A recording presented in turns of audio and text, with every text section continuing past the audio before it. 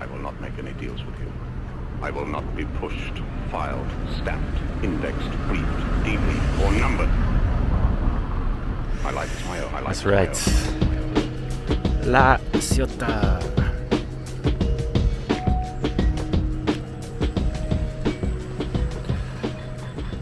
So, real quick, just to, because I didn't really get to say everything I wanted to in this video, but, in conclusion, there's going to be some overgeneralizations, with these conversations. It's kind of hard to tap all the angles and degrees of people's, seriousness and dedication towards, voting and politics in general and all that shit, right? So just keep that in mind, as well as some other things.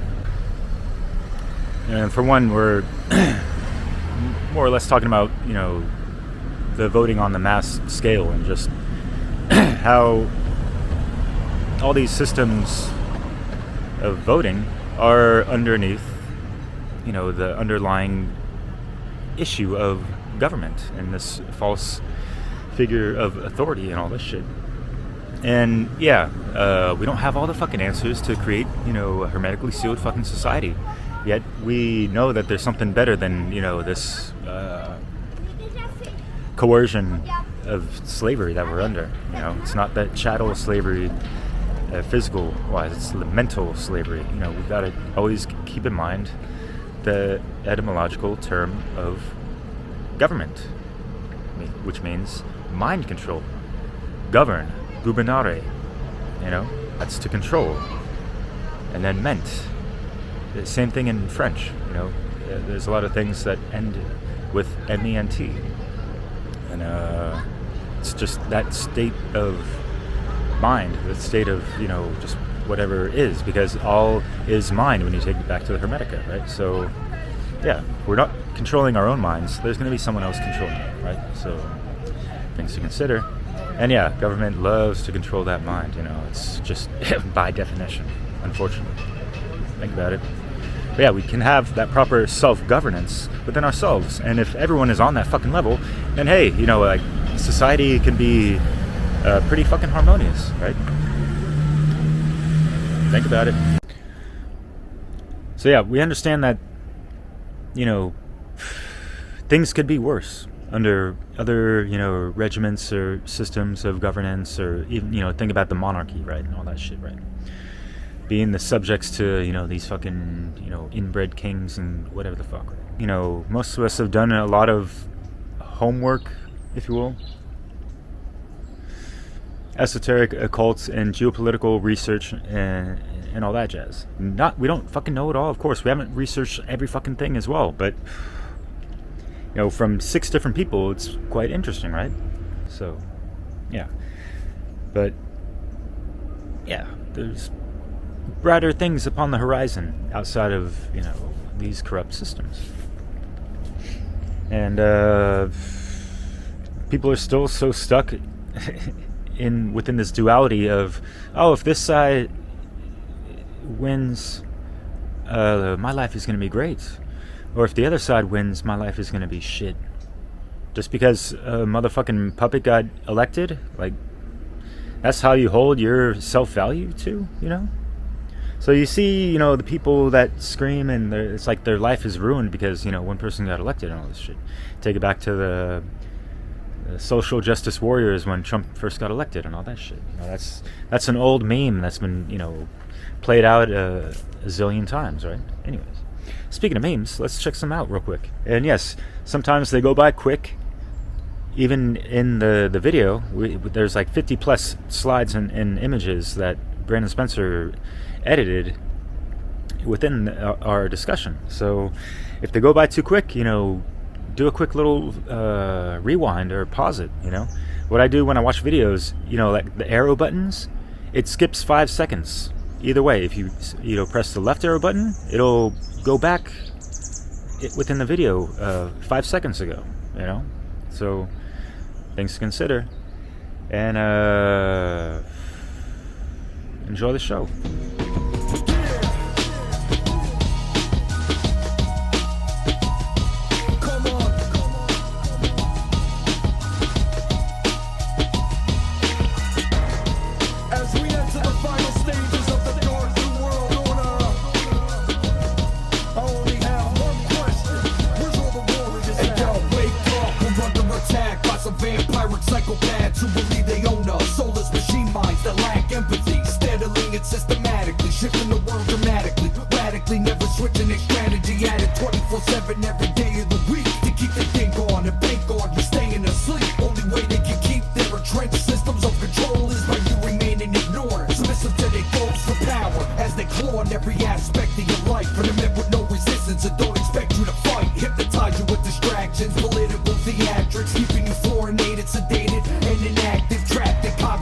dissonance, doing mental gymnastics just to try to justify the actions of your masters, lacking the knowledge to understand your rights. What's it gonna take for you to stand and fight? This is a call for the warriors, the ones who read through the lines and see through the lies and realize that these are the times. Calling the warriors, those loaded with knowledge and acknowledge that the existence of the state is a problem. For the warriors, truth seekers and truth speakers, bullshit proof. I'll send a salute through your speakers. Calling the warriors, the ones who stand in their divinity, loaded up and ready to die. This is a call for the warriors. Believe me when I say we have a difficult time ahead of us. But if we are to be prepared for it, we must first shed our fear of it. Hello, hello. Welcome, folks. My name's Chris. I'm here with the One Great Work Warriors, and we're back at it another week. We've been thinking, and unluckily, our good friend Crypt Rick, one of our great thinkers, is absent tonight due to not feeling well. So everybody send some mental, spiritual love to our man Crypt Rick, and hopefully he recuperates quickly. But the rest of us are here, and we're all full of piss and vinegar because of all this ridiculous stuff going around us, all these ways of evil destroying freedom in our world. And One Great Work Warriors, we got together because we're all people that have studied the idea of natural law, and we've come to recognize that this is the binding condition of our universe, of the reality we're in. That when people are out there stealing from one another, it creates a condition of slavery. We need to learn how, as humans, to treat each other in a moral way, so we can work towards a future that respects freedom, and freedom that respects individual choices. And on that note, we're looking right now at this modern system we have of voting, and we came up with this term, like phrase, kind of came up in our discussion, that voting is violence. And so we want to talk about that this week, and we want you to wonder about that too. And I'm going to go ahead and pass it off to Jim, because this was his topic of discussion that he brought up, and I'll let him introduce it from there. Yo, thanks, Chris. All right, yeah, so the title of this is "Why is Voting Violence?" And that may sound like a clickbait kind of title. It's not something that you see when it comes to voting, but we're here to prove to people, like, it hopefully people click on it, but it's not going to be like a bait and switch. We're gonna keep showing, like we do whenever we make our videos. We're always saying like the same thing over and over, but just in different ways. Talking about, the belief systems that are in the minds of people, and like how they see things, and then there's the truth. And so, like, we've always used truth as our guide, and I think if, we continue to have this conversation on voting, as we all pass it around, we'll be able to speak from truth, and to get people to truly see that the act of voting, the endorsing of government officials, leaders of a war machine, is an act of violence. And so, with that being said, like I already mentioned, it's the government, that context. We're not talking about all forms of government. I mean, all forms of voting, because not all forms of voting is violent. So, things like American Idol or Dancing with the Stars, those TV shows and all that. Like, that's not violent. We're talking about from the context of what's going on, especially in, like, we're just days away from the presidential election. So it's very timely. So, when I was growing up, and like just like all other Americans, I'm sure we were all indoctrinated with the belief that, voting is a privilege. It's a very patriotic thing to do. And you have the right to vote. Like, voting is a right, and you should be so grateful for that, because other countries don't have that. And so many people fought for your right to vote, but our very first video that we ever made was "What is a right?" Right? And we've always we touch upon that a lot in our videos. And a right is any action that does not cause harm to another sentient being.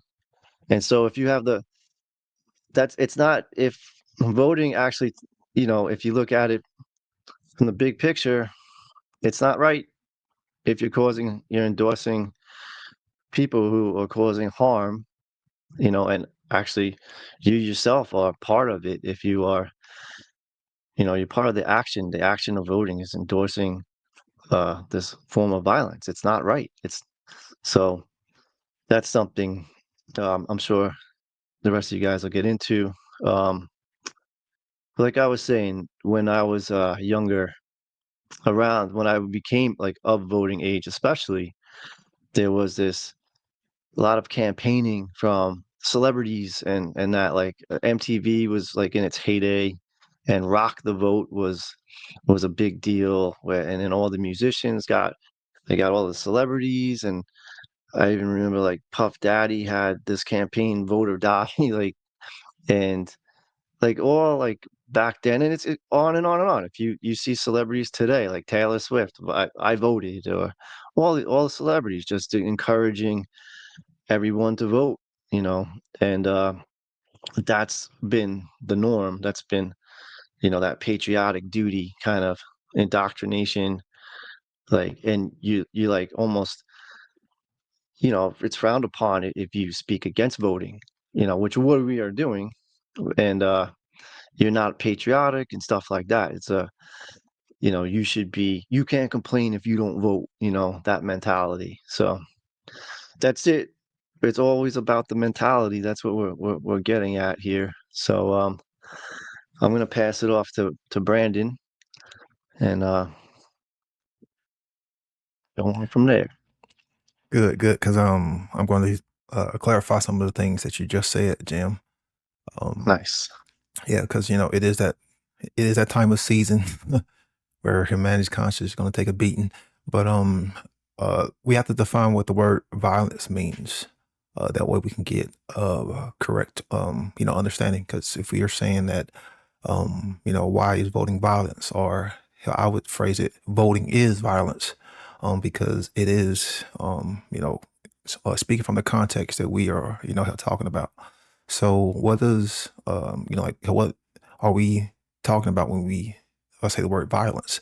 We're talking about coercive force, coercive action, coercive behaviors.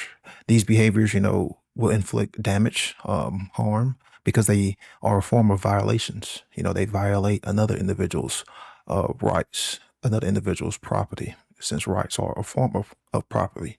Have bodily autonomy. It violates their free will choice. So that's what we are talking about in the form of violence. We're talking about physical coercive force. And if you want to get a better understanding of what I'm going to be breaking down, you can go watch Chris Nelson's 8-hour presentation, Natural Law and the Science of Morality, because he has a whole breakdown of behavior in right and wrong. Then you can break the wrongs down into directly or indirectly. So indirectly would be the order. Directly would be the order followers. The people who are actually out there doing the violence. They're actually engaging and using their hands in the form of wrong action and violating other people's, how natural law rights, and violating other people's property. Then you have indirectly. These are the people who aren't actually out there doing, how the violence, held with their hands, but they are indirectly supporting the violence. They are indirectly supporting the system. They're indirectly supporting the authority figures, and they are supporting them by way of the thoughts, by believing in them, by supporting, by donating, by condoning, by saying, oh, these people have the moral right to exist. These people have the moral authority to do these things. That's what we are talking about when we're talking about being indirectly involved with wrong behavior. Just because you are not actually out there, like on the streets beating people, throwing people in cages, locking people up, stealing, you are indirectly involved because you are still condoning. You were still supporting. You were still believing. That's what we are trying to get people to understand. We were talking about voting is violence because you are indirectly supporting slavery. You are indirectly supporting violence. You are indirectly supporting theft. You are indirectly supporting trespasses. You are indirectly supporting coercion. You are indirectly supporting putting people under duress. So you can also be indirectly supporting the media, the military, your order followers, your government, your politicians, any form of religious authority figure, who is out there directly doing the violence. It's the majority of the collective that indirectly supports those who are directly doing the violence. And this would be the unconscious the unconscious immorality, because you are unconscious of what you're doing, because like Jim said, you've been conditioned to help to support the order followers. You've been conditioned to support government. It's patriotic to support the police. It's patriotic to support the military. That's the indirectly support of the unconscious immorality that is taking place in the form of voting, because it is violence.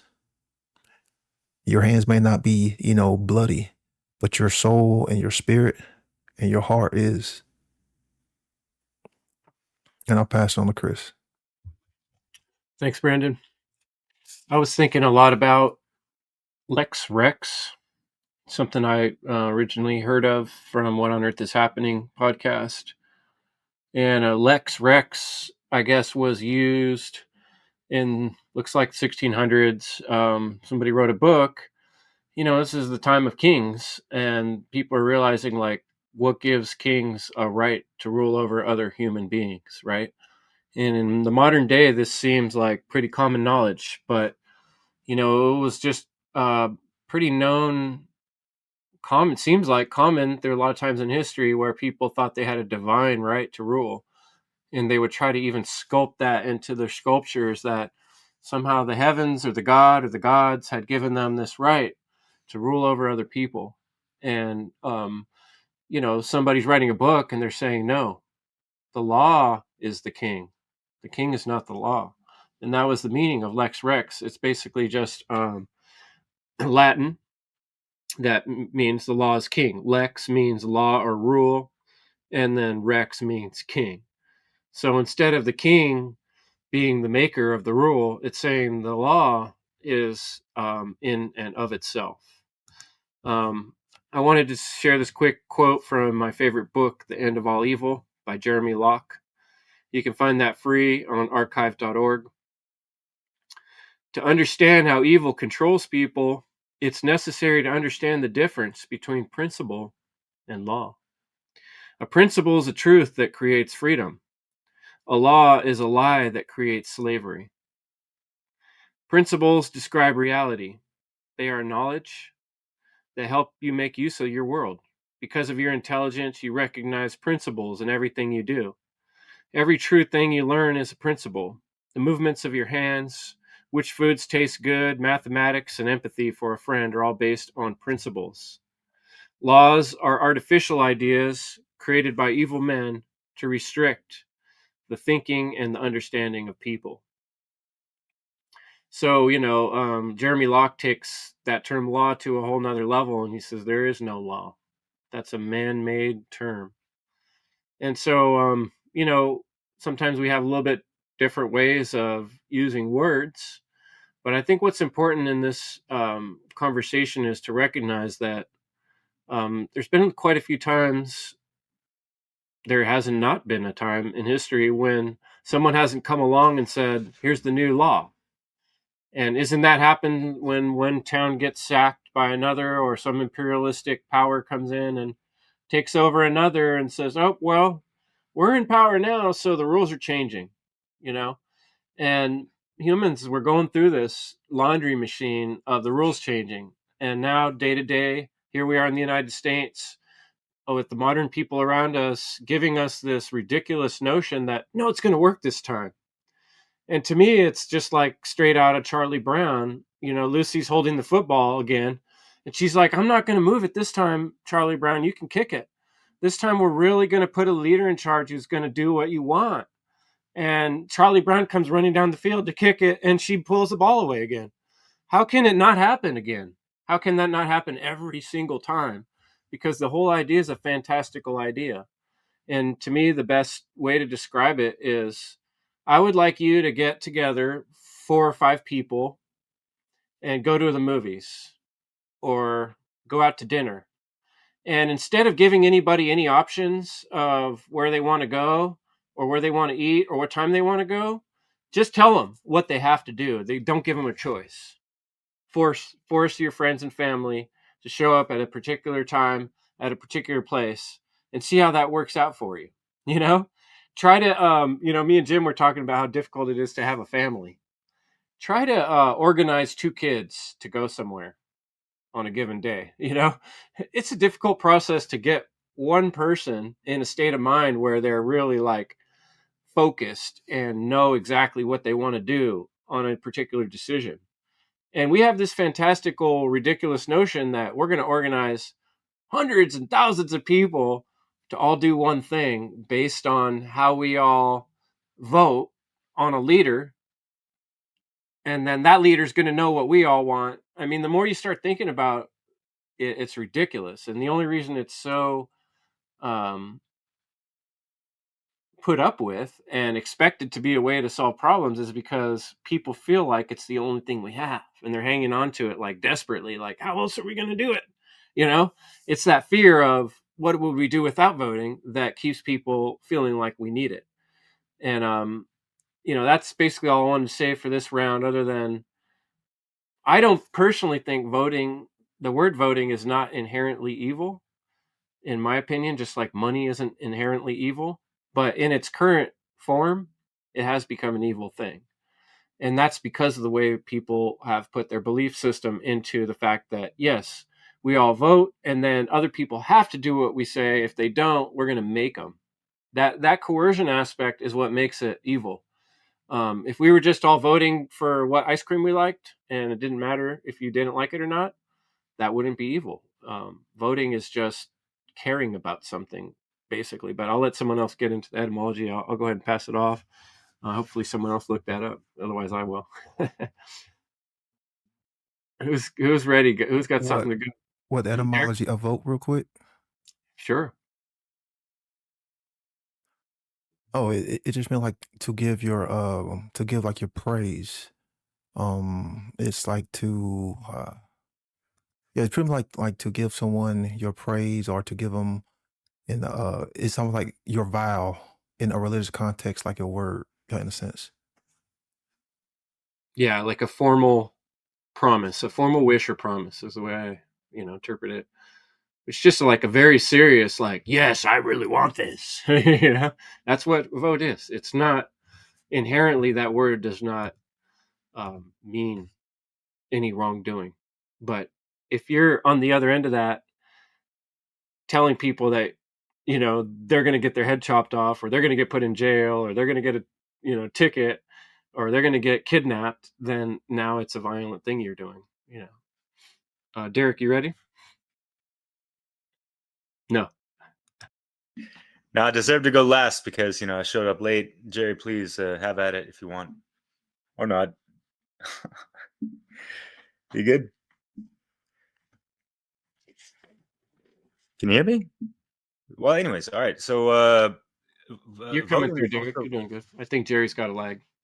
okay. It's akin to also voice. So what do you put in your voice behind? And this is kind of along the lines of what I've just been able to shrug off these really uncomfortable conversations for all parties involved. We can make it more uncomfortable and even beyond that if you want. With all the frenzy behind the politics and people's, fervor, religious, cultish attachments to it, it seems. Just like, hey, you know what? I don't feel like co-signing my name under any of these people. It's kind of like this. It's not the type of authority that I condone. You know. But then another of his questions. Well, you know what? Do you understand? These are fucking we're circling around these negative fucking feedback loops, arguing about which clown is going to run the fucking circus, or the puppet that's going to be prancing around the fucking stage on the theater. Do people not understand? Like yes, there's strings connected to these puppets, and then there's strings connected to those puppets, and like the Russian fucking doll effect, up into like how far you want to take it, possibly in other dimensions, lower astral parasitic motherfuckers. What do you think a politic is? Poly-tick. What is a tick? It's a parasite. Poly is, multifaceted. So I have a multifaceted blood-sucking motherfucker in office. I don't want to vote for that. I'm sorry. But anyways. So yeah. Or parlor tricks. Sounds Yeah. like politics too. We'll save that for the peanut gallery.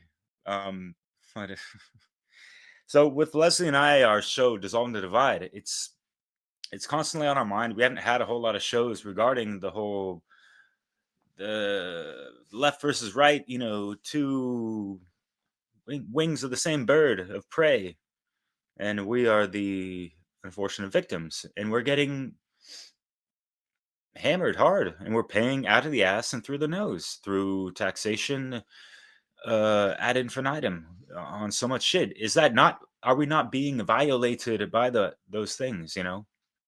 Shit, like, are your pockets not screaming today, especially? What the fuck? So out here in France, it ain't all the glitz and glamour. These politicians are not on this rock star fucking status as some of the previous American people seem to want to be put on these pedestals in a sense. But the media hype is just different in general. But like, hey, we're so lucky in France and other places around the world and in Europe. We don't have just two prominent choices to pick from. Like there's like 8 different choices. Ooh la la. Pick your flavor of mind control, aka government, or slavery, right? But in the end, it kind of boils down to the same two left right paradigm type of shit. In the end, people still just don't understand that like there can be some change, but it's not the type of change that people are being sold on first and foremost. And that's like the bait and switch, like you mentioned, Jim. So yeah, it's really sad how people are so caught up into this, and they got their flags out and their signs and stuff on around their house and the decor, and they're driving around, and Brandon showed us a picture of a a Trump train riding through the neighborhood. No one does that out here in France.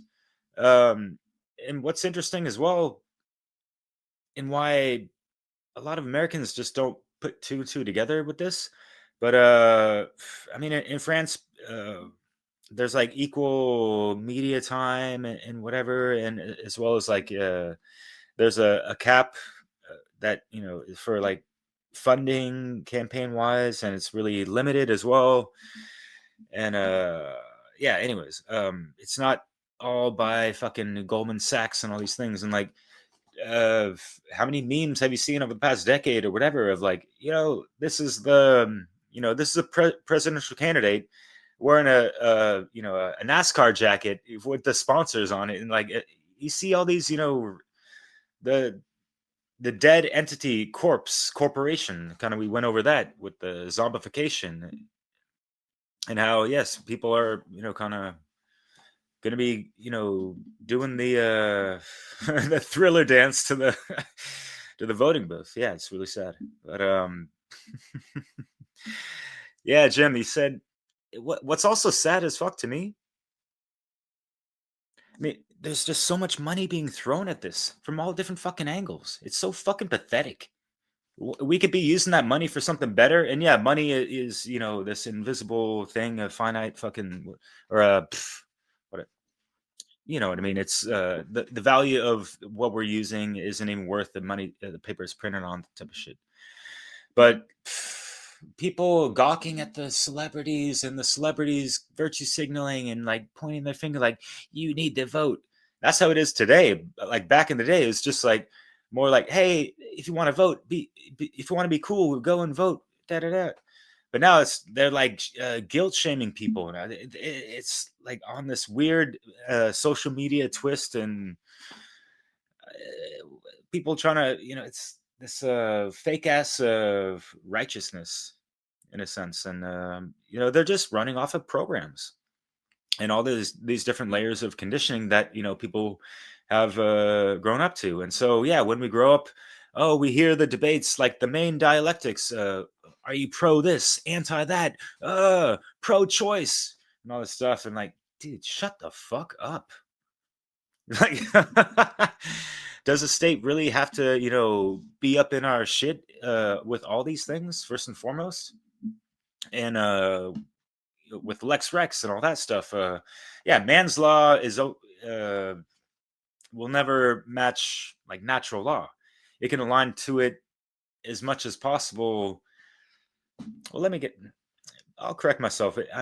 Hey, it is possibly man's law, but it depends. I'm thinking about what systems it would be under. And no current political system would be able to align 100% to natural law. And so that's why it's fucking violent, So that's why I wouldn't want to vote for it. And that's what I'm gonna leave with Jerry up next. Yeah, thanks, Derek. That was great. Yeah, everything you've all said has been great. So now I'm gonna attack it and just say, yeah, voting is like voting for politicians is violence. And I just remember here in Mexico a few months ago, it was a election, right? Like people were voting, and the first woman is one. She's president. But I just remember how it was, and it was a clown show. And I tell people, look, I don't vote, and they just can't wrap their mind around that. They think that voting for the lesser of two evils is the way. But I'm going to bring it back to why is voting for politicians violence? Because when you vote for a politician, you're essentially saying, I condone the military to coerce you, just like Brandon said, and to steal from you. So fuck that. If you vote, you're immoral. Like for a politician, that's immoral. That's a blank statement or blanket statement. And so we're going to go in a little bit deeper. I can talk about the lesser of two evils, why that's not the solution, because evil, you're that doesn't solve anything. You want to end evil, just like the name of Chris's show, like to the extent that you can, and it starts with ourselves. So if you're looking for external authority, you're really selling yourself short. And these guys are selling immorality, and people are buying it up because that's all they've known. It's been like this for a long time, and the indoctrination is so strong that they just can't imagine a way out of this. And I know we talked about this. Oh, what would we do without government? And it's like, we need 51% of people to stop believing in that in order to come up with an answer. Because as of now, I mean, sure, I can think of how it would be. It would kind of look like the same, except like we're not, condoning violence, and but it would be much better than that. And and the more people we have, the more we can come up with ideas with better ideas than what we currently have. So yes, don't just take it up, don't think it's all on your shoulders. It's we all need to get involved in spreading the word of freedom and anarchy, especially if you care for freedom. If you're just silent, that's not good. And I remember someone saying, you know, people need to make their opinions heard. And I agree. Those who are anarchists need to say no to the NWO. I'll pass it to you, Jim. Thanks, Jerry. Yeah, I love that what you said about not giving the credibility to the external authority, and that's always it. Like what we're always talking about is, the belief system. I know I saw a bumper sticker today. It was Trump, and underneath it said "Save America." Like we're always looking to these people to save us, and Trump train. we we need to vote for ourselves. But it's like that's really the heart of everything we speak about is that belief system, that external authority, then that we give that to give them that legitimacy in that. But I was thinking of Patrick Henry's famous quote, "Give me liberty or give me death." And then I was thinking back to that Puff Daddy campaign, "Vote or die." Like that's think about how much in like the last 200 and whatever 50 years that's changed. Like it's flipped from "give me liberty or give me death" to now "vote or die." Like choose your external authority. And I know like a lot of people um always say you do have better uh say in things in the local government, and yeah, like to some extent that's true, but it's still what. So we're not just talking about like the presidents and that, but the local governments too. Like you can go and vote for your sheriff now, like in locally in on election day. But that's the sheriffs are like they're like the redcoats of our time. They're like the order followers, like the redcoats were the order followers of the king. The sheriff and the police are the order followers of the government, the rulers who are in place now. And those are the people who will violently rip you out of your home if you don't pay your taxes, that they're stealing from you, and it's all you do all that, you pay these taxes, like some maybe you agree with, and at least I'm sure everyone there's parts of taxes that you don't agree with, but if you don't contribute your fair share, you you pay it because you are under the threat of violence. You do know that if you don't pay, then they're gonna come and get you. They're gonna imprison you. If you don't do it, like they'll catch you eventually. If they'll they'll s- they'll take your house away from you. And if you try to defend yourself, good luck. Even though, like in reality, you're not wrong. They're the ones who are causing harm to you. They're stealing from you and then violently taking you from your property. They're claiming to be right, and they'll kill you. Like you can try to defend yourself against them, and they'll kill you. And that's a fact.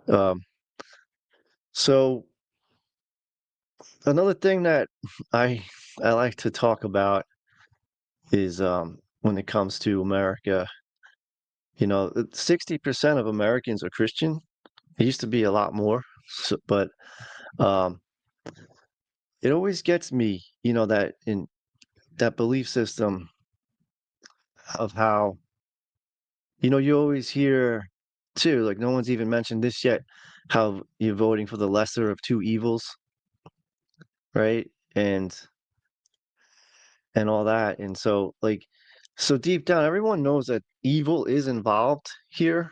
Like, no matter who you pick, and you're trying to decide which one's less evil, but it's not two evils. It's really just one evil, and one's like lesser than the other. But so they're both just evil. And when it comes down to it, all these people who claim to be followers of Christ, would Jesus really, choose? Would he vote? I just like to ask that question to Christians, just to think about it. Like sit with yourself and say, like, would Jesus really vote? And I know, like, you can go to like your priest, and I watch stuff on like YouTube of like bishops talking about this stuff, and they say like such garbage crap about it, and just like a lot of lip service, and because it's all still based in the belief in their authority, the authority of the priest, the authority of the pope, the authority of the government, the authority of the state. Like, they spin it into that, and then they they always leave out, like, like, because Jesus, if whether if you believe if he was real or not, just as the story goes, he was killed by the state, and he was against religion and government, and he was like ultimately an anarchist. And um so if you can process that, like, would he vote? Like, I love just asking that question. And um there was something else I wanted to add to that, but I'm blanking on it. um but yeah, just, I really would love uh for people to be honest with themselves about that, if they're a Christian, because I think it would be helpful to that's part of just in inner work and thinking critically, and not believing, because there's so much believe this whole voting thing is just an indoctrinated belief system, as well as the religion. Yeah, and that's, I think, I was trying to say is, if there's a famous Mark Twain quote. It's like, um I know one thing: if Jesus was alive today, he wouldn't be a Christian. Right? So I just think that's how, so many Christians don't see it like that, but think about it anyway. Pass it back to Brandon. Anybody remember in around the 2000s? There was these bracelets, and they had WWJD on them. What would Jesus do? That's what came to mind when Jen was had talking about that. But Derek had brought up the voice, and like, it's funny how they try to use the vote and make it equivalent to the voice, but yet they don't want you using your true authentic voice, and using free speech, using freedom of choice, and using your words, your forms of vocal cords and vibratory energy to speak and to express and tell the truth. No, it's been diluted and muddied and watered down into going to a square box and writing on a piece of paper. Like, that's what they have made it equivalent to. And these are the same people who were actually silencing their true voice, wearing the diaper, the face diaper. So like just let that sink in on how, how they've tried to mimic the true voice, by saying, hey, voting is your voice, don't be silenced. Don't let them take your vote away. Don't let them take away your power from voting, as if that's, true, real authenticity in the form of power. But yet, voting was always considered a privilege, like, Derek said. So, and then two, all candidates who run for pretty much any form in government, it doesn't matter what flavor, they're all pro-violence, because they all will use their order following thugs to come and detain you. So that is a transgression against natural law. All of the candidates are pro trespass because they will write something on a piece of paper and come and kick in your door at 2 a.m. in the morning. They're all pro aggression because, of course, hell again, they're jackbooted thugs will use violence and duress. And again, all candidates are pro violence because hell again, they'll send their goons to transgress upon your rights. They're all pro rape. It may not be a physical form of rape, which a lot of people in these authoritative positions do rape men and rape, women, but they spiritually rape you. They mentally rape you. They psychologically rape you. And they definitely rape your wallet. So it doesn't have to be like a physical form. It can be a psychological, a symbolic, an allegorical form. So I remember that every candidate is pro theft. Every candidate is pro violence. So what Jerry was talking about, and going deeper, which, explaining these things is that if the candidate is pro violence and you are going out and voting for any candidate, it doesn't matter what party, doesn't matter what this candidate identifies as, doesn't matter what sex they are, doesn't matter what color they are, doesn't matter what so-called, religion, doesn't matter what country they so-called reside in, they are still pro-violence and pro-theft, and you are supporting and condoning that. Every candidate is pro-violence. So that gets more deeper into the indirectly support of the unconscious immorality. So just let that sink in, that you can take all the 7 transgressions against, her natural law.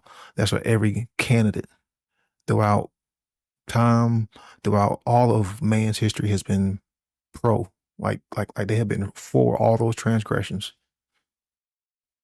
because they'll always get someone else to do it for them.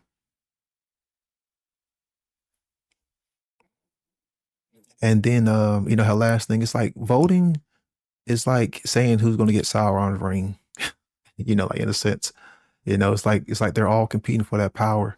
And, it's like, well, if 51% gets, the votes and they get to wear Sauron's ring, that's pretty much what it's equivalent to. Because everyone wants that power. And when you get it, it'll change anybody. That's why no one is capable of wearing the ring. No one is capable of sitting on the throne. No human being, no being in general is capable of that. Only the truth and doing what's morally right. Yeah, that emperor, the idea of the emperor, like on the tarot card, represents us inside of our own being, and the limits or the boundaries to my personal property is my skin.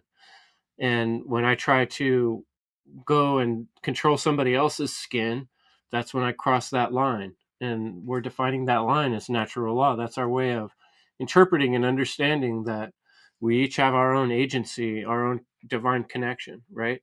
And when you look deep at that, we were talking about the etymology where I left off. When you look in that derivation, it really starts to look more like what they mean. Vote, coming from votum, is that it's like a vow.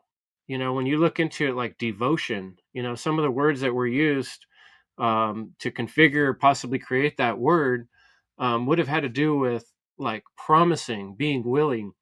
And this isn't just an everyday promise, like it's like a deep promise, a sacred promise, right? So we're putting our sacred promise into the world by the things we say and the things we do, what we're attempting to manifest into the world. And when we relinquish that ability and just give it away to someone else, it's kind of like what Jesus was talking about in the parables about the talent. This ability to choose has been birthed into you from the universe itself. It's the most amazing thing we have, is to choose things. And so your sacred choice of what to do, that's what this life is. And it's sort of being, not sort of, it's being massively devalued with a system that replaces a conscious thought or conscious decision. And this system is just one of many systems that have been used through time that have never worked. It's hard to, I ask people often, like, give me an example of something in your life, in your personal life, where you had a change for the better, a discernible change in your life that you could tell me about that you got through voting. Show me how that worked. Show me how you went and you voted and you made that change, and now you can show me how something has changed. Well, you can't. I mean, for all you know, the next person in charge is going to change it back, because the other 51% voted, oh, no, we didn't like the way it was the last 2 years. Now we're going to put it back worse than the way it was. And so it's just a constant competition. People are always going to have different contrasting ideas of what's more important to them, right? Just like two people living in the house, one person's turning up the heater and the other person's turning the air conditioner on. I'm hot, I'm cold, you could go on all day like that. How do you really solve these problems? It has to be on a personal, individual level. And so I want to address the main argument that I hear. People are afraid. This is a fear-based belief system, this voting system. Most people I talk to, when I say government, in their mind, they're thinking organization. And they're saying to me, how can we possibly go forward without government? It's going to be chaos, right? I'm like, well, it is chaos right now. We're getting raped, murdered, killed, everything wrong you can imagine is happening.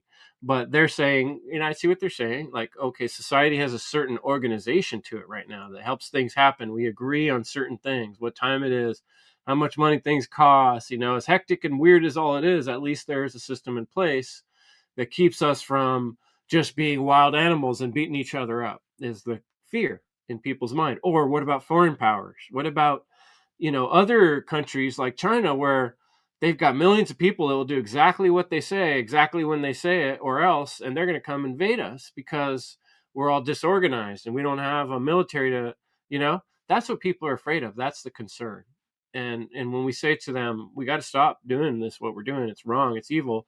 I think in one part of their mind, they understand that, yeah, it is not the best, but it's the best thing we got. We got to organize. We got to have a way to defend ourselves. And I'm trying to remind people I've talked to recently about this, that the whole story of this country being formed was the most powerful army in the world coming here, and 3% of the population kind of hiding behind trees and just picking up their guns and, not that organized. The whole story of Paul Revere, we gotta work together, guys. There wasn't all that at the time, and yet they won.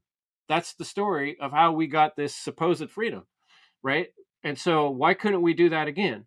Why couldn't we form a band of people to defend when the danger's there? Or, even have systems of organization in place to where we can manage things. I'm not saying we can't manage things in an organized manner. I don't think any of us are. And how do you actually vote for that, right? Like, how do I vote for that?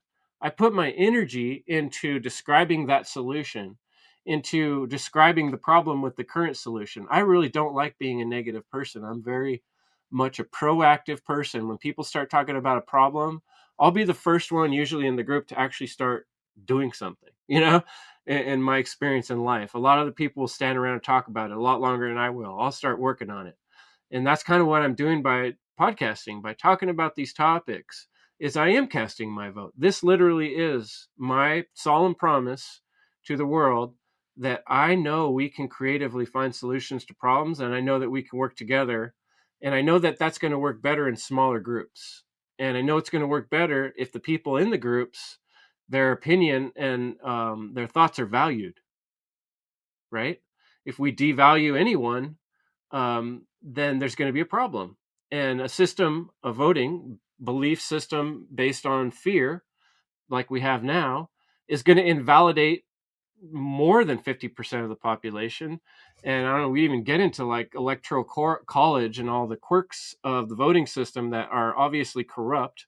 Even people that are vying for voting right now will recognize that there's all these problems. There's systematic manipulation, there's voter suppression, there's stuff in the boxes, gerrymandering, misinformation, election interference, you know, this two-party system. People are stuck between not ideal candidates.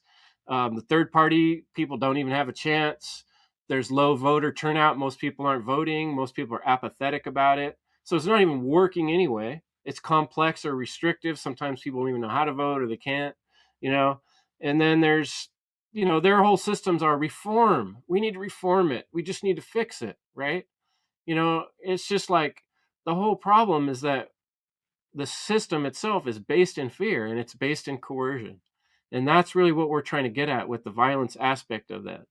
If you join a gang, right, you know the gang is using drugs and killing people and doing all these terrible things. You're part of the gang now. You joined the gang. So when you put your solemn promise to the gang saying, I'm with them, then now you're part of what they're doing. And what are they doing in the world that's good right now? You know, prove it to me what they're doing that's good, because all the ones I've seen have murdered massive numbers of people, dropped massive numbers of bombs. I don't care which president you're talking about, or you know, governor, you know, they have not, you know, made the world a better place, nor will they, because that's not their goal, is it? You know, and we can think of a million things that would make things better. And we could stand here and talk about all kinds of optimistic ideas and creative solutions, but they're not going to get implemented because no one's going to listen to them, because they're not on the ballot, because it's not one of the things I want to vote for. You know, one of the things I want to vote for is no more coercion. How come that's not on the list? Let's put that on the list. What do I have to do to vote to put that on the list? There's no way to do that because that's not part of this system of fear. And that's all it is, a system of fear. And so we need to be brave and courageous and creative and start talking about solutions. And that's how you cast your vote. So next time someone asks you, you don't vote? Say, no, I do. I vote by putting my voice out into the world on a podcast and explaining a better way of fucking doing things than robbing, murdering, and stealing our own brothers and sisters and neighbors. That's how I vote. You know, that's my answer. So I'll pass it on to anyone else. We could do some, you know, everyone kind of close up this awesome discussion. Yeah, sure. Jerry, you want to have at it? Or never mind. You're good. All right. So, Jim, you already touched on it, and kind of to the point. I love to tail off of just what you last said there, Chris, or anyone that I follow, but I kind of lost that train of thought. But it's not the Trump train, don't. But it's like, yeah, oh wow, like it's the same sad fucking thing that comes out of countless people's mouths. Well, like, like lesser two evils. Bitch, don't choose a single thing about evil. Do you think anyone on this panel is gonna come on to a podcast called "End Evil" and vote for any kind of lesser version of, you know, like, think of like degrees of it. It's like, it's still, it is what it is, and it's just under a system that's fucking evil, and I wouldn't even say corrupt. That's just how it's been designed. Although I don't see the Constitution as the system in a sense, but you know, that's kind of aside to where I was going with. Yeah, Chris, you were talking about, yeah. As far as, you know, like people take on these it's kind of like the monkey see monkey do in a sense. Well, yeah, but how, yeah, like the behaviors of the government and whatever political party that people identify with, they kind of take on those characteristics to a degree or whatever, and become just like dependent on them. And like, oh, you got the nanny state or the granny state or the or the daddy in the pink panty state, whatever the fuck. Anyways, because yeah, I've noticed some shit that like really like infuriated me. Like on the streets of Paris, you know, people just flicking their cigarette butts out. You know, I lived like on a busy street, and you get outside your apartment, and then like you're like, there's dozens of people, you know, foot traffic all over the place. And yeah, like in a metropolitan area it's different, but at the same time you just don't like to see it. People like grown adults like just not being able to take care of their own fucking trash, whether they're smoking a fucking cigarette or whatever the fuck. But like the typical I'm cool, I flick my cigarette like that, you know what I mean? And I talk sometimes I try to like, what are you guys doing, like, hey, you drop this, kind of stuff. And one guy actually turned around and responded, and I was happy that I responded despite the attitude. But it shows me where people's fucking heads are at, which is firmly up their fucking ass or in the ass of the government. Because like, I can do what I want because the municipality people, my taxpayer money pays for people to clean up after me, and hopefully maybe one day they'll wipe my fucking ass too after I take, you know what I mean, that kind of shit. So I just want to smack the shit out of these fucking people. Like, what kind of responsibility are you taking in your life outside of the fucking rat race of just trying to pay the fucking bills and eat? That's such, like, that's elementary, Watson, whatever the fuck. Anyways, not to rant on that kind of stuff, but they're so dependent on the kakistocracy. It's not a democracy. It's a fucking kakistocracy. Kakistocracy. Like ruled by the shit people. Look it up. I even did a video about that years ago. Sampled Max Egan. He spoke about that in volumes, actually. He's trying to, bring it back as we can right now. Think about it. But don't flush that idea so quickly down the toilet, right? You got plenty of toilet paper, I'm sure. Y'all stocked up since the Rona? Shit. Anyways. Hey man, people gonna be eating people are gonna be eating toilet paper, man. Fuck. Telling you. Yeah, unfortunately, people need a fuck ton more than just that. People don't even have like running water, safe water, any water around certain areas. Like in North Carolina, that got hit hard by the hurricanes and all that shit. They're struggling hard. Fucking core. It's toxic as fuck out there, and it's getting downplayed by the media, of course, and by the government, of course. These are not people we can fucking trust. So why the fuck would we fucking vote for them? All right, they're getting in the way of humans trying to help other fucking humans right now as we fucking speak. And like, but we have all this taxpayer money to pay for fucking what? Send it to fucking China. Send it to the corporations. Give all these grant things to whoever the fuck, to in all the medical places that have an unspoken rule that you cannot say the word cure or even use it, because we got to milk out the big pharma mafioso motherfuckers as much as fucking possible. You don't fucking vote for these motherfuckers, and we do not want to have our taxpayer money being supplying their motherfucking shit anyways. And you vote by your fucking dollar as well. It's not just the motherfucking bitch ass piece of shit fucking government. It's also the god awful punk ass fucking corporations. These people are strong handing a lot of industries and resources even on our territory right now. I mean, what is it? Flint, Michigan? How's their water quality these days? How has it been over the past fucking decade? Who the fuck is trying to do something about it? Were there, actual people, boots on the ground, I wouldn't say civilians, but actual people, even though people make up the whole, body of government and whatever the fuck, but people outside of government trying to, fix their own environmental problems and getting cock-blocked by fucking governmental agencies. What the fuck? That kind of shit. And this is just, exaggerating possibly that scenario ad infinitum on a larger scale in the macrocosm on so many other different topics or scenarios, if you will. So people are still stuck in a huge state of Stockholm syndrome, which is why they keep going over these negative feedback loops in the 4-year cycle of, we'll just maybe next time it'll be a bit better. Yeah. All this stuff. It's the cognitive dissonance that's coupled by this as well that perpetuates it, right? So, and with all these dangling carrots of the big hot topics of the debates, and can't wait to hear what these idiot fucks have to say about it, which is fucking, it's, oh my god, it's not even fucking high school level debate shit, it's so fucking pathetic. And so it's like these illusions of choices dangling in front of us, talking out of their fucking ass.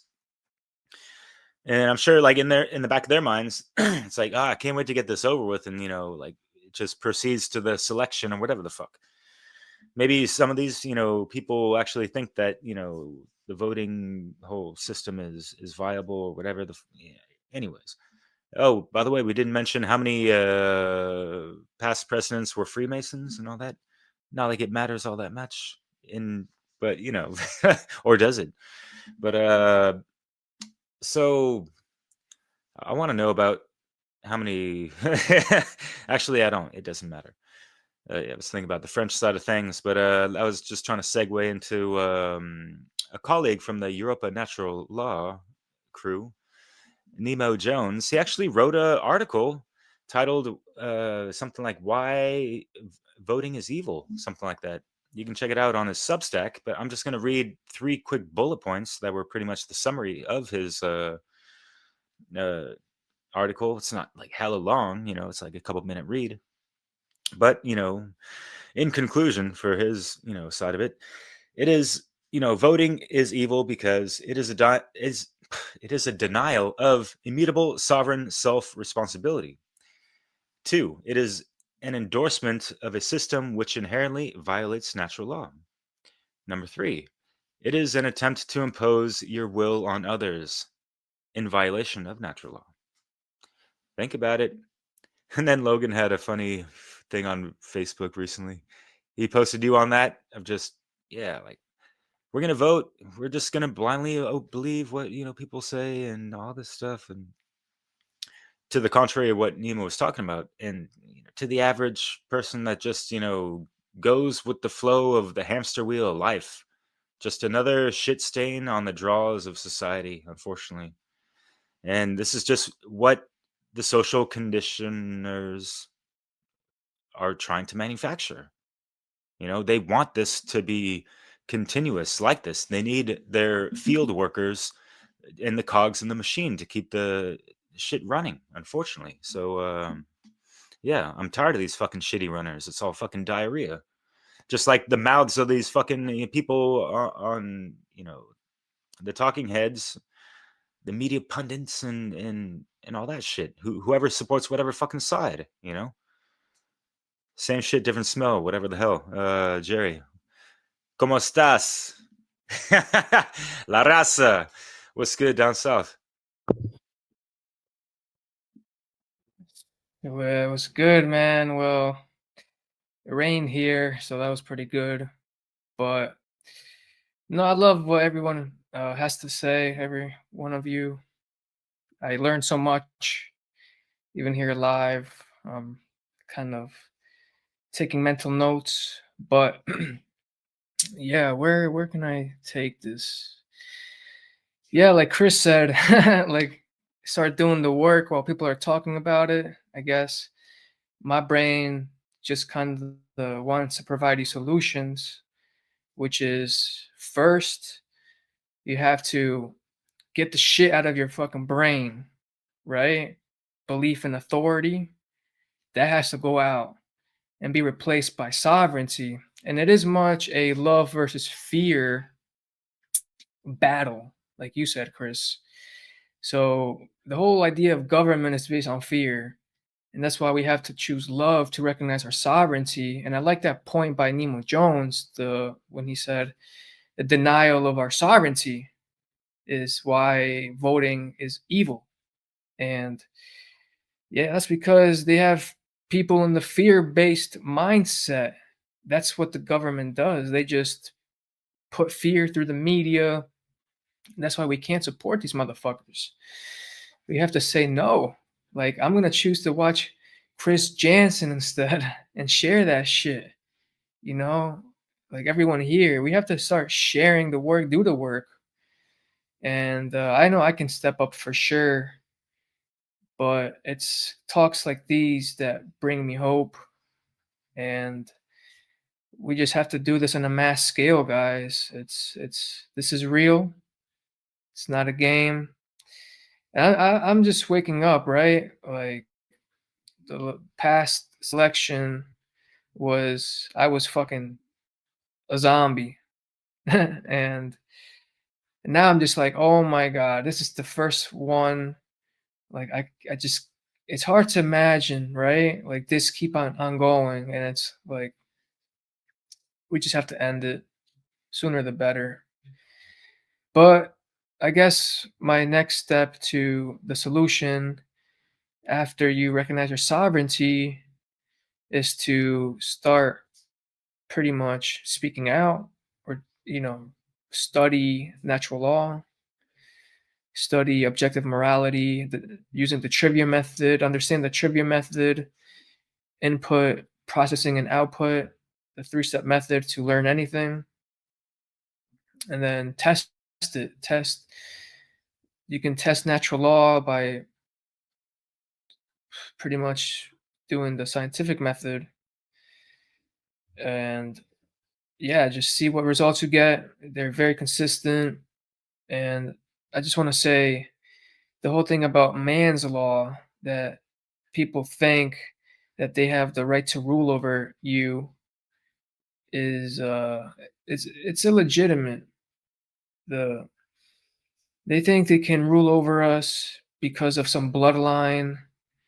Like they bleed just like us. They're nothing special. Like they don't have more rights than you. Go check out our first video on what is a right. Uh, really study it, and we just have to get the word out, start voting, right? And the real voting, pretty much spreading natural law and love, peace and harmony, and yeah, just I think that's all we can do to spread truth. So I'll leave it there.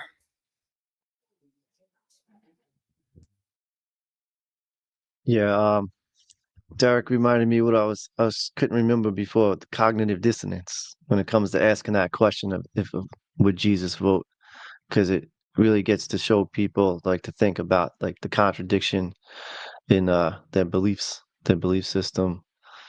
So yeah, that's I like to point that out. But like the last video that we all made was zombies, right?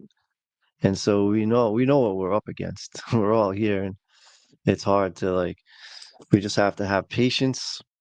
I have a lot of patience, so that's why we're here, just to bring awareness to you know the belief systems, like that, of the contradiction in people's beliefs, and what's going on in their minds, and the truth. And if we can get them to see that, maybe plant that seed, just something, just keep at it.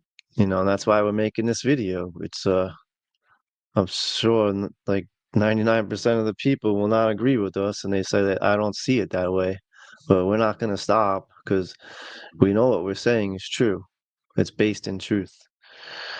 And so, I'll leave it at that. And yep, too bad Rick wasn't here. But see him next time. Go ahead, pass it to Brandon. Yeah, I'm gonna make this short. People always talk about solutions. Learn how to think and come up with your own goddamn motherfucking solutions. And the solutions will be as clear as the rising fucking sun.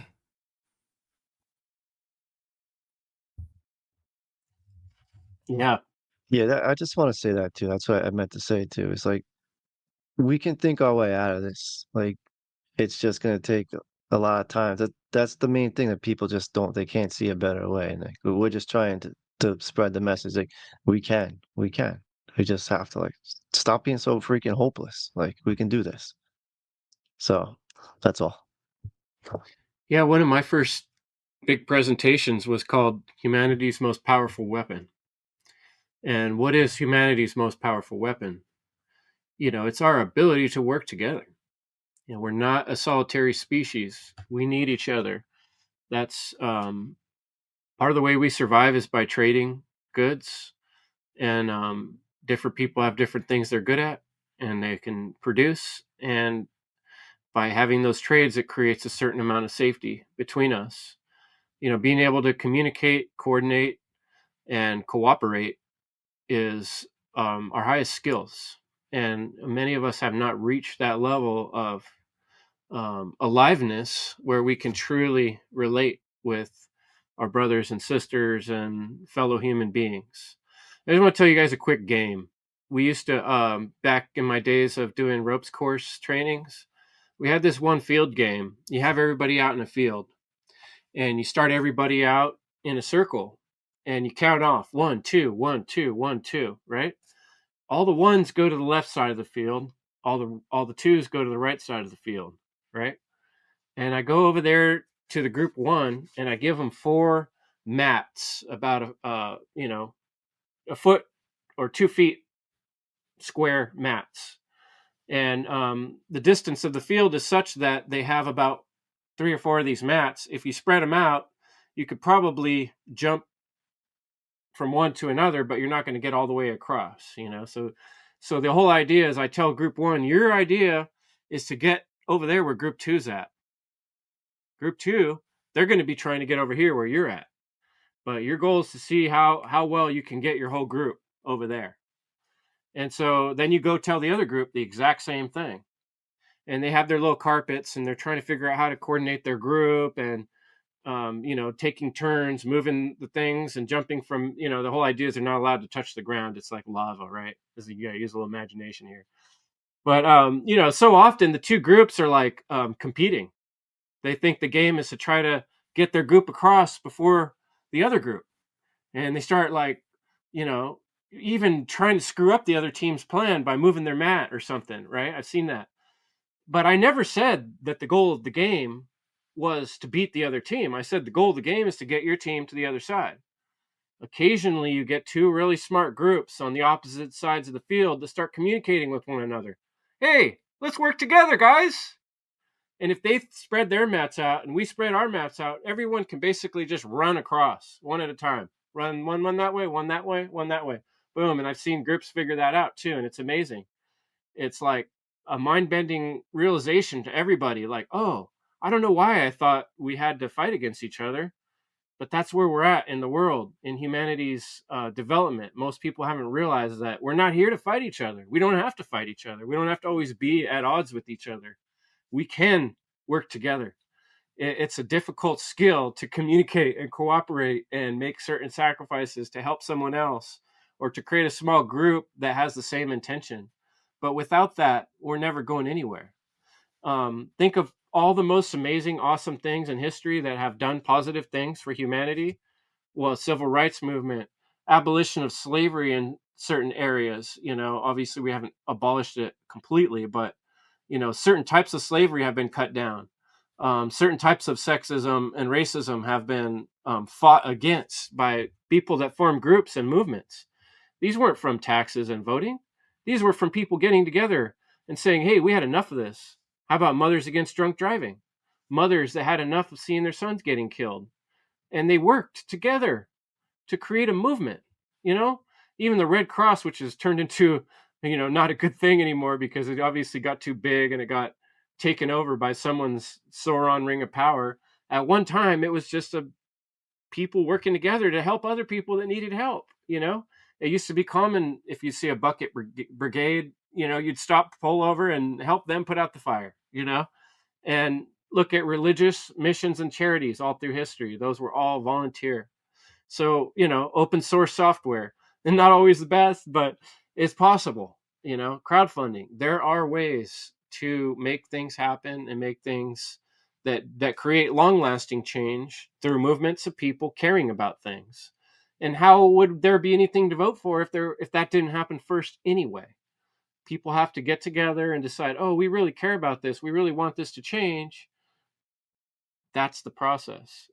The voting does not have to be the crucial hinge-pin. We don't need a leader, a tyrannical ruler to form groups, coordinate, cooperate, find out what we really care about, and push in that direction with our willpower. The only thing that's going to stop that is government, and people that want to keep this condition of slavery in the world where they make the law rather than respecting the law of God or the will of the universe, which is, do not steal from one another. Do as you would have done unto you. It's that simple. So the golden rule, natural law, that's what we're encouraging folks. Work on solutions. You don't like the solutions I brought up? Look into Austrian economics, study Murray Rothbard, look at, there's books and books of people with different philosophies of how we can manage ourselves and how we can create productive societies. It's a question of studying and putting our mind to it, putting those ideas out in the world and pushing in that direction and organizing and making it happen. And that's what we have to do. That's how we really, solemnly vow that we want a better world without evil. So that's what I'm encouraging.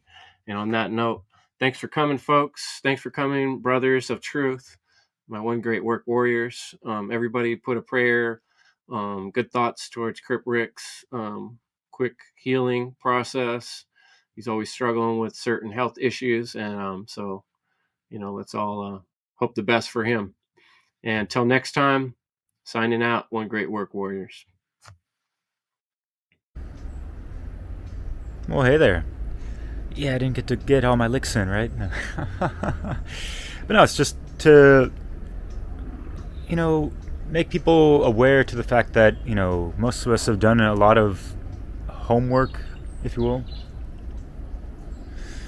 Esoteric, occult, and geopolitical research and all that jazz. We don't fucking know it all, of course. We haven't researched every fucking thing as well, but from 6 different people, it's quite interesting, right? And there are certain references that we would probably appeal to anyone out there listening to learn some things about. One of them being a book by Larkin Rose, The Most Dangerous Superstition. And he helped produce a movie, independent movie, last year, 2023, I believe, called The Jones Plantation. Let's check it out real quick.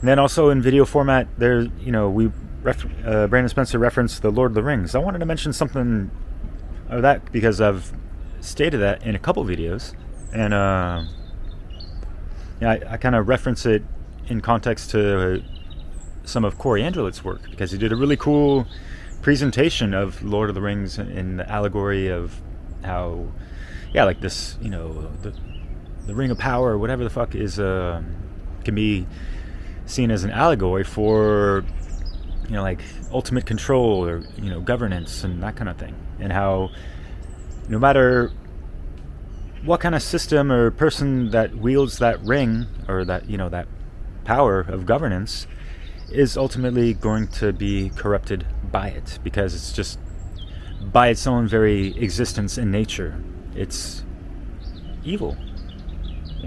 It's dangerous, right? To answer the question of why is voting dangerous? Because it's voting for whatever entity. It's not to say that, whatever politician is dangerous themselves, but again, there's strings being pulled behind other strings and all that stuff behind the scenes, right? It goes way beyond just a lot of this fucking deep state rhetoric, right? And yes, as I've also mentioned in other videos, you want to make America great again. There's nothing wrong with that. But make sure you have some fucking greatness within your fucking self, first and fucking foremost. You cannot rely on a fucking savior outside of yourself to make these things great. Be that one who walks in greatness because you did the great work within yourself, right? United, we fighting a war for our future's decided. Warriors unite from north to south and roll out. Time to bang for our freedom, tell me what it's about. Warriors unite from north to south and roll out. Time to bang for our freedom, tell me what it's about. Tell me what it's about, tell me what it's about.